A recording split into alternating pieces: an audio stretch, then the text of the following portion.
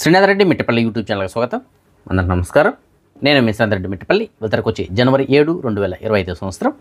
ఇవాళ ముఖ్యాంశాల్లోకి వచ్చినట్లయితే HMPV virus అంటే ఈ హ్యూమన్ మెటానిమో వైరస్ ఏదైతే ఉందో దీనికి సంబంధించినటువంటి సమాచారాన్ని కువైట్కి సంబంధించిన మినిస్టర్ ఆఫ్ హెల్త్ వాళ్ళు తెలియజేస్తున్నారు. కువైట్లో ఈ హెచ్ఎంపీవీ వైరస్ సంబంధించినటువంటి కేసులు అయితే కనుక స్థిరంగా ఉన్నాయి. ఎవరికైనా ఆందోళన చెందాల్సిన అవసరం లేదు. ఇక్కడ కేసులు అయితే కనుక లేవు. అంటే చాలామందికి కొన్ని డౌట్లు అయితే ఉన్నాయి. సో కువైట్లో కేసులు ఎక్కువగా నమోదైపోయామో, ఇక్కడ మళ్ళీ లాక్డౌన్ పెడతారా, ఇలాంటి డౌట్లు అయితే ఉన్నాయి కదా. సో దానిపైన మినిస్టర్ ఆఫ్ హెల్త్ వాళ్ళు అయితే కనుక తెలియజేస్తున్నారు. సో అలాంటిది ఏమీ లేదు, ఇక్కడ అంత స్థిరంగానే ఉంది. ఎవరికైనా టెన్షన్ పడాల్సిన అవసరం లేదు అని చెప్పేసి తెలియజేస్తున్నారు.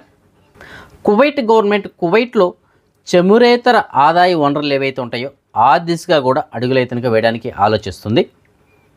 అందులో భాగంగా కొన్ని కంపెనీలు కానీ ఇలాంటి వాటిపైన దృష్టి పెడుతుంది.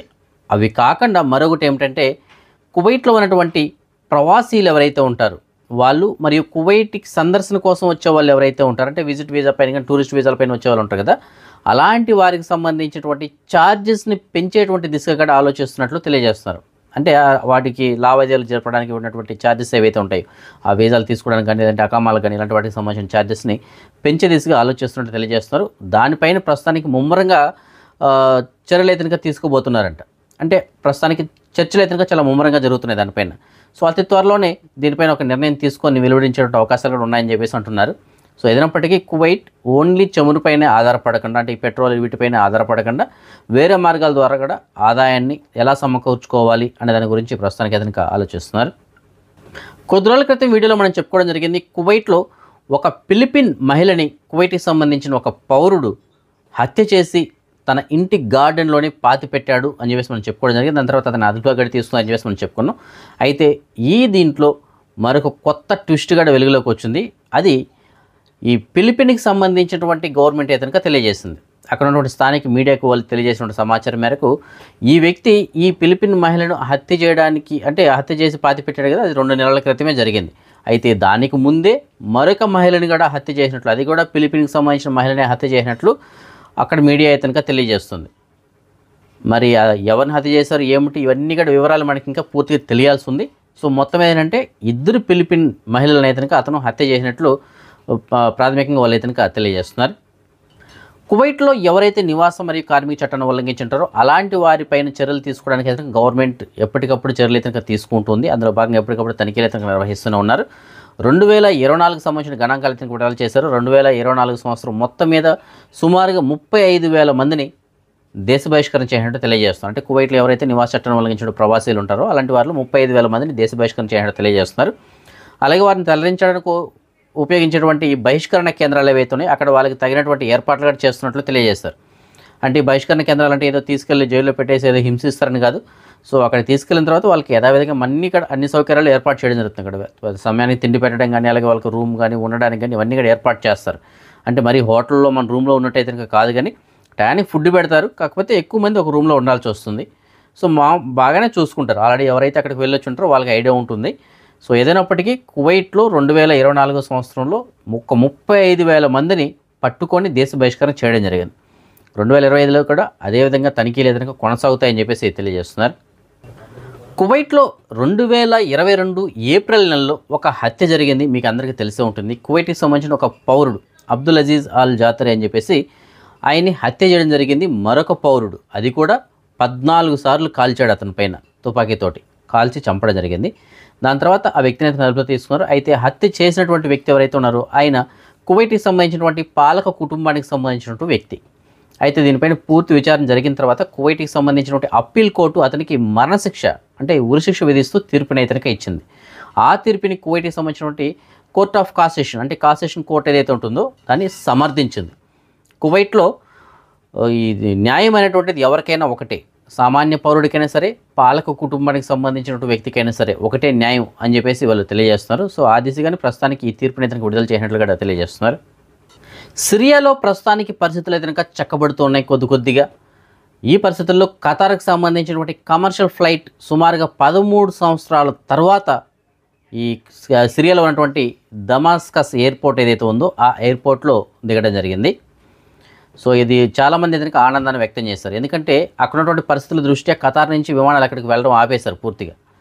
అయితే ఇప్పుడు అక్కడ ఉన్నటువంటి పరిస్థితులు కొద్దిగా సర్దుమణిగాయి కాబట్టి ఖతార్ నుంచి 13 సంవత్సరాల గ్యాప్ తీసుకున్న తర్వాత ఇవాళ మధ్యాహ్నం 1 గంట సమయంలో కమర్షియల్ ఫ్లైట్ అంటే ప్యాసింజర్స్ తోటి వెళ్ళిన ఫ్లైట్ అయితే అక్కడ దిగింది. ఇవాళ ఉదయం నేపాల్ మరియు టిబెట్ సరిహద్దు ప్రాంతంలో భారీ భూకంపం సంభవించింది. ఈ భూకంపం కారణంగా సుమారుగా 126 మంది మృతి చెందినట్లు, అలాగే 130 మంది గాయాలు పాలైనట్లు తెలియజేస్తున్నారు. ఈ భూకంప తీవ్రత రెక్టర్ స్కేల్పై 7.1గా నమోదైంది. ఫ్రెండ్స్, కువైట్లో మనందరికీ బాగా సుపరిచితులైనటువంటి creative mass videos YouTube channel ఏదైతే ఉందో దానికి సంబంధించిన అధినేత అయినటువంటి మాస్ మస్తాన్ గారు ఎవరైతే ఉన్నారో ఆయన యొక్క సతీమణి గారు ఆదివారం రోజు కువైట్లో గుండెపోటుతోటి మరణించారు. ప్రస్తుతానికి ఆవిడ యొక్క బాడీని అతనికి ఇండియాకి తరలిస్తూ ఉన్నారు. సో ఇది చాలా బాధాకరం అండి.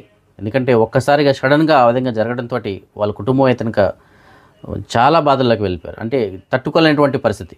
ఎందుకంటే చిన్న పిల్లలు ఉన్నారు, ఆయన ఉన్నారు, ఆ ఫ్యామిలీ మొత్తం కువైట్లోనే ఉంటున్నారు. ఈ విధంగా ఒక్కసారిగా జరిగేటప్పటికీ ఎవరు అసలు మనం ఓదార్చడానికి కూడా మాటలు రావట్లేదు, అసలు ఏమని మాట్లాడాలో కూడా తెలియట్లేదు అలాంటి పరిస్థితి.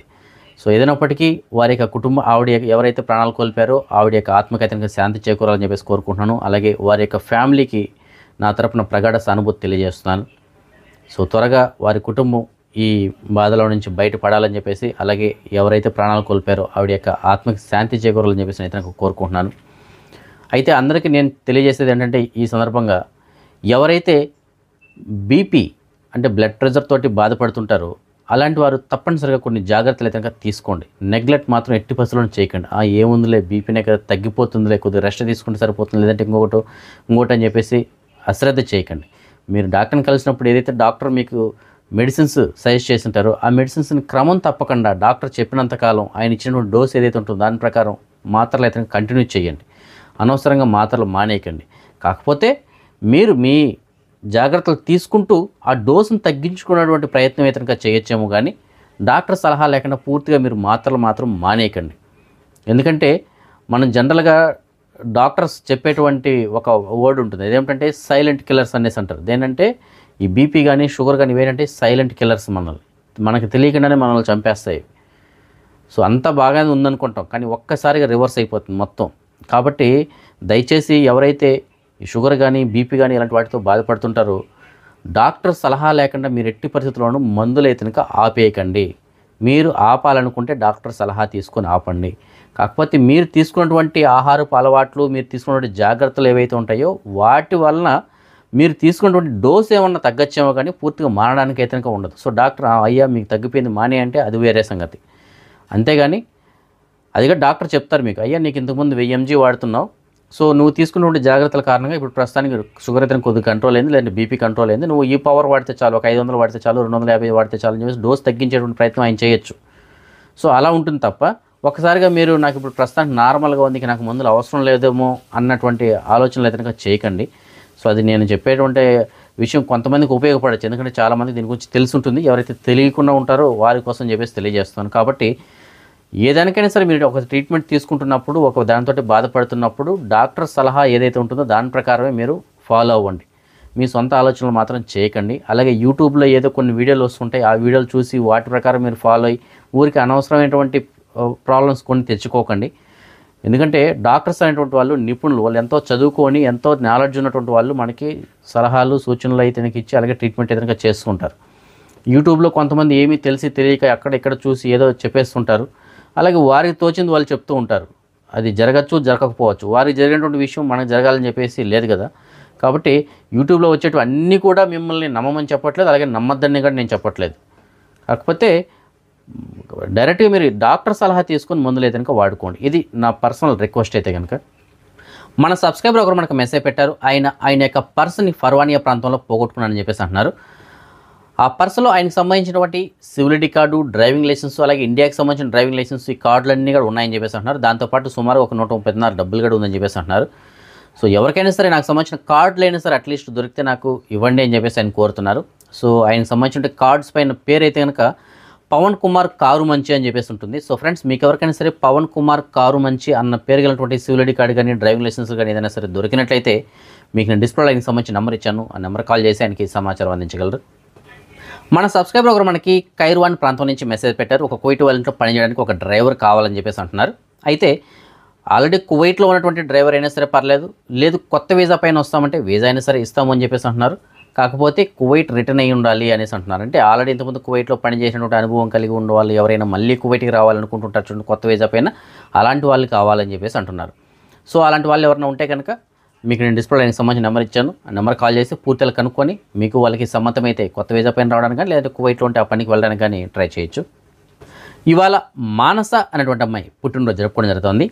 ఆ పాపకి తల్లిదండ్రులైనటువంటి మురళి మరియు రాధ శుభాకాంక్షలు తెలియజేస్తున్నారు.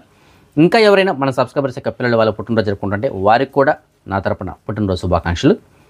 అదే మనం ఈ మనీ ఎక్స్చేంజ్ విషయానికి వచ్చినట్లయితే ప్రస్తుతానికి ఒక కువైట్ ఇద్దరు మన భారతదేశం రూపీస్లో సుమారుగా 277 రూపాయలుగా ఉంది. బంగారం విషయానికి వచ్చినట్లయితే మాలియాలో ఉన్న సూకల్ వచ్చేటువంటి షాప్ నెంబర్ 121లో ఉన్న ఎఫ్కే జ్యువెలర్స్ వాళ్ళు మనకు అందించిన సమాచారం మేరకు 22 క్యారెట్ల బంగారం ప్రస్తుతానికి 1 గ్రామ్ ధర 24 దినార్ల 350 పిలుసు ఉంది. అదే 24 క్యారెట్ల బంగారం ఉన్న బిస్కెట్ల రూపంలో బంగారం ప్రస్తుతానికి 1 గ్రామ్ ధర 26 దినార్ల 560 పిలుసు ఉంది. ఫ్రెండ్స్, ఎఫ్కే జ్యువెలర్స్ వాళ్ళు ప్రస్తుతానికి మంచి డిస్కౌంట్స్ అయితే ఇస్తున్నారండి. సో ఎవరైనా బంగారం వెండి కానీ కొనాలనుకున్నట్టుకుంటే మాలియాలో ఉన్న సూకల్ వత్తి అనేటువంటి ఎఫ్కే జ్యువెలర్స్కి వెళ్ళి మన ఛానల్ పేరు చెప్పండి, మంచి తగ్గింపు అయితే ఇస్తారు మీకు. సో వెండిలో అయితే డైరెక్ట్గా 30% డిస్కౌంట్ ఇస్తున్నారు. బంగారంలో అయితే మేకింగ్ ఛార్జెస్లో డిస్కౌంట్ ఇవ్వడం జరుగుతుంది. సో మన ఛానల్ పేరు చెప్తే మరికొంత డిస్కౌంట్ కూడా లభిస్తుంది మీకు. సో ఎవరికైనా ఇంట్రెస్ట్ ఉంటే కనుక అక్కడికి వెళ్ళి మన ఛానల్ పేరు చెప్పండి. సో ఈ ఫ్రెండ్స్ ప్రస్తుతం ఉంటే అప్డేట్స్. రేపు రాత్రి 9 గంటలకు వచ్చిన వీడియోలో మరిన్ని అప్డేట్స్ కలుసుకుందాం. అందరికోసం జై హింద్. అండ్ నేను మీ Saddam Hussain. So please do subscribe Srinath Reddy Mittapalli YouTube channel.